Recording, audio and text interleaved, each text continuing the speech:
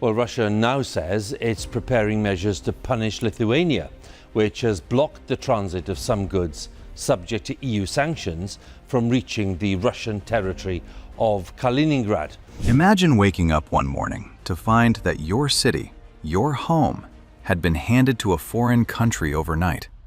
Your language banned, your history erased. And the new residents? They've just moved in, and they brought missiles with them. That's not a thriller novel. That's the real story of a tiny piece of land on the Baltic Sea that most people couldn't find on a map, but that military strategists, NATO generals, and geopolitical analysts lose sleep over on a regular basis.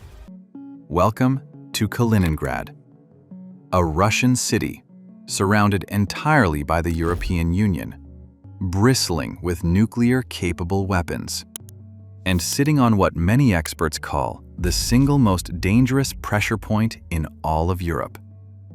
So how did this happen? Why does this little landlocked sliver of Russia matter so much?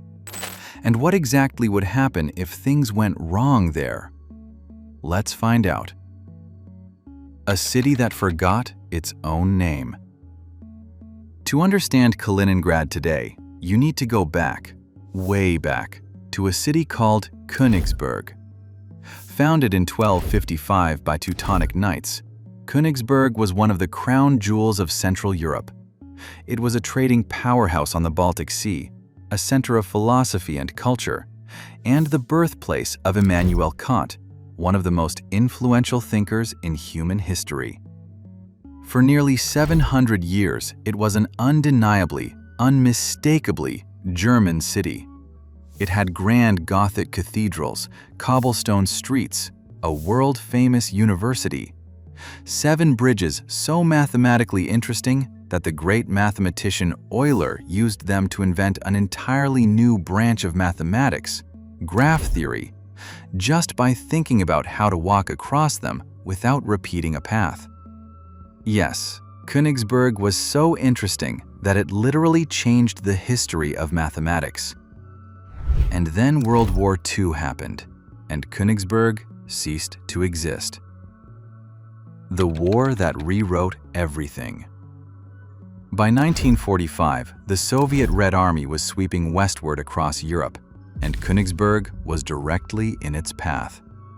The city had been heavily fortified by the Nazis, and the resulting Battle of Königsberg was brutal, lasting 3 days of intense street-by-street combat in April 1945, leaving the city in near total ruin. When the smoke cleared, the Soviets didn't just conquer Königsberg, they kept it. At the Potsdam Conference in 1945, the Allied powers agreed that the northern portion of East Prussia, including Königsberg, would be handed to the Soviet Union. Just like that, one of Germany's oldest cities changed hands after centuries of history. And then came the erasure.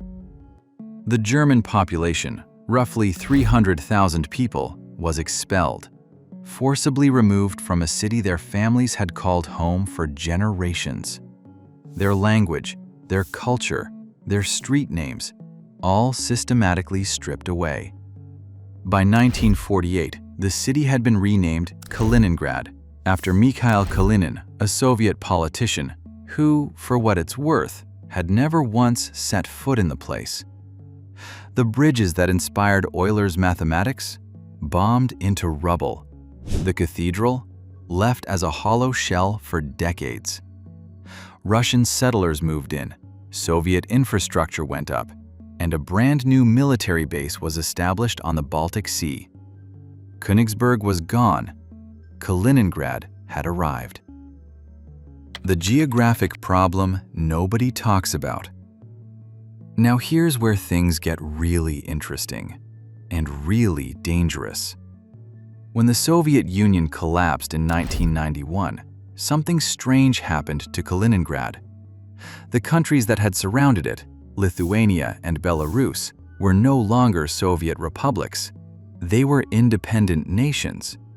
And when Lithuania and Poland both joined the European Union and NATO in 2004, Kaliningrad became something that had virtually no precedent in modern geopolitics.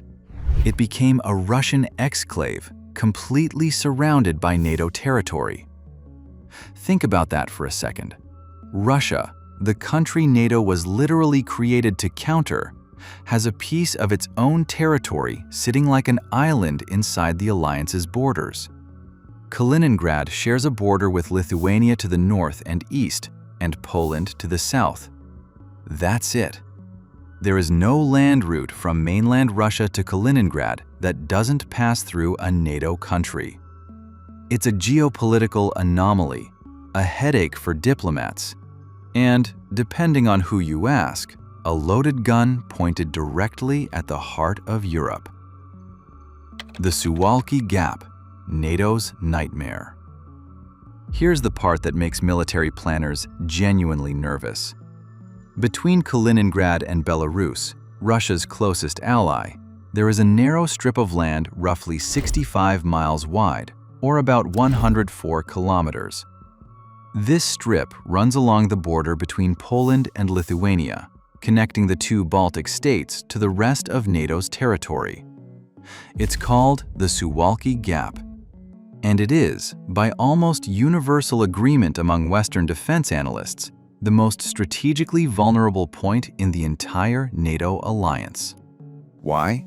Because if Russia ever wanted to physically connect Kaliningrad to Belarus, effectively cutting off the three Baltic states of Estonia, Latvia, and Lithuania from the rest of NATO, the Suwalki Gap is exactly where they'd do it. Seizing that corridor would be like cutting a lifeline.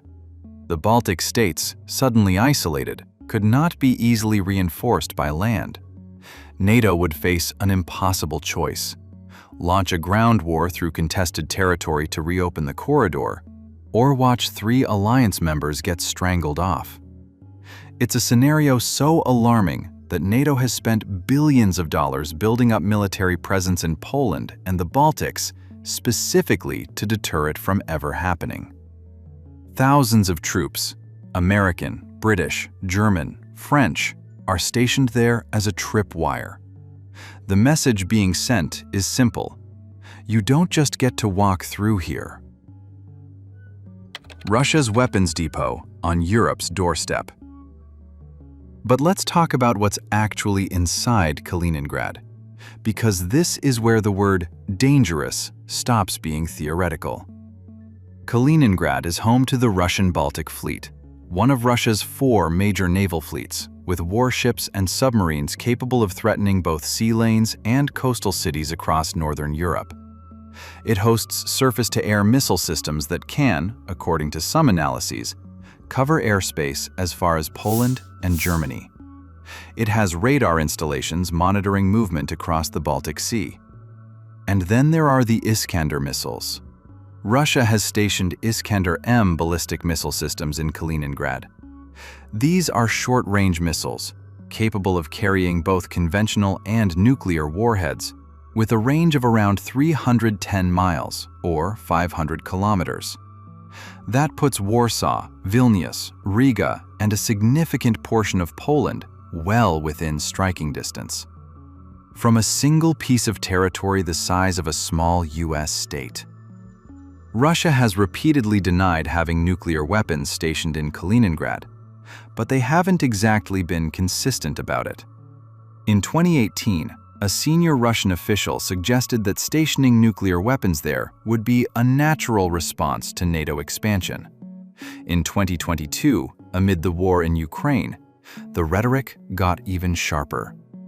Officials floated the idea publicly, almost like a threat left hanging in the air for NATO to think about. Think about it this way.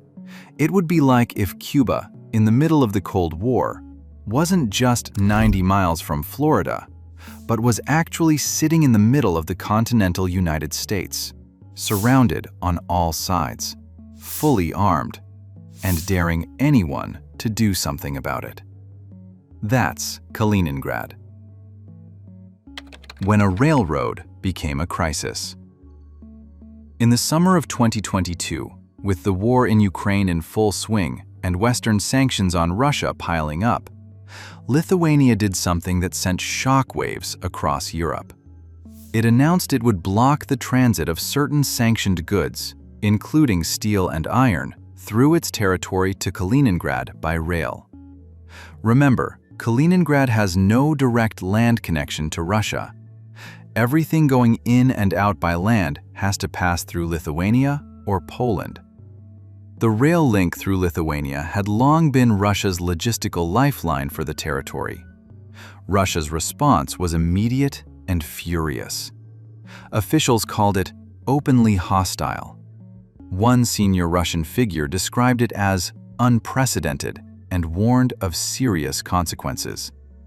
The Kremlin threatened practical measures if the situation wasn't resolved. The European Union ultimately clarified its sanctions guidelines to allow certain goods through, but the incident revealed something critical.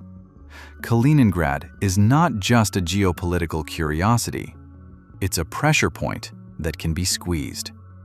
And when it is, Russia reacts with genuine alarm. That alarm matters, because it tells you how much Russia values Kaliningrad. It's not just a base, it's not just a city. It's a statement of presence, a piece of Russian territory planted deep inside the West's own backyard, and Russia has absolutely no intention of letting it go. The history that won't stay buried. There's one more layer to this story that doesn't get talked about enough. For decades after World War II, Kaliningrad was a closed Soviet military zone. No foreigners allowed, barely even on maps. Its German past was not just ignored, it was actively suppressed. The bombed-out ruins of the old Königsberg castle sat untouched for years, a ghost of a civilization the Soviet Union didn't want to acknowledge. But history has a funny way of refusing to stay buried. Today, the ruins of Königsberg Cathedral have been partially restored. Kant's tomb sits beside it and has become something of a quiet pilgrimage site. German tourists, descendants of families expelled in 1945, visit to see the place their grandparents called home. There are quiet, uncomfortable conversations happening about identity, memory, and belonging. And meanwhile, above all of it, satellite dishes and radar arrays monitor the Baltic skies. So, what happens next? Here's the honest answer. Nobody knows. As long as Europe remains relatively stable, Kaliningrad functions as a tense but manageable anomaly. Russia keeps its weapons there. NATO keeps its troops on the other side of the Suwalki Gap. Diplomatic protocols are maintained, mostly. Goods flow, planes fly, and the Baltic Sea stays open. But Kaliningrad is the kind of place where a single miscalculation could spiral fast. A naval incident in the Baltic, a blockade, a provocation along the Lithuanian border. The margin for error is extremely thin, and the consequences of getting it wrong are enormous. The thing about Kaliningrad that separates it from other disputed territories or flashpoints around the world is this. It's not just about the land itself. It's about what it represents. It's Russia's foot in the door of Europe, a permanent military presence inside the territory of the West's most powerful alliance. And for both sides, walking away from it is simply not an option. For Russia, Kaliningrad is irreplaceable. Losing it would mean losing its only warm-water Baltic port, its strategic foothold, and frankly, a point of national pride. For NATO, allowing Russia to dominate or freely maneuver that territory could unravel decades of collective defense. So it sits there, a small city of around 450,000 people living their daily lives, going to work, raising children, walking along the same Baltic shoreline that Prussian merchants once crossed. Unaware, or perhaps very much aware, that the ground beneath their feet is one of the most watched, most analyzed, most carefully monitored pieces of land in the entire world. Immanuel Kant once wrote from this city about the importance of perpetual peace. The great irony is that the city where he wrote those words has become one of the places where that peace feels most fragile. If you found this video interesting, there's a lot more where that came from, because the world is full of borders just like this one. Lines on maps that seem boring until you realize entire geopolitical strategies are built around them. Make sure you're subscribed and have notifications turned on, because we're just getting started. I'll see you next time on the Bigger Map channel.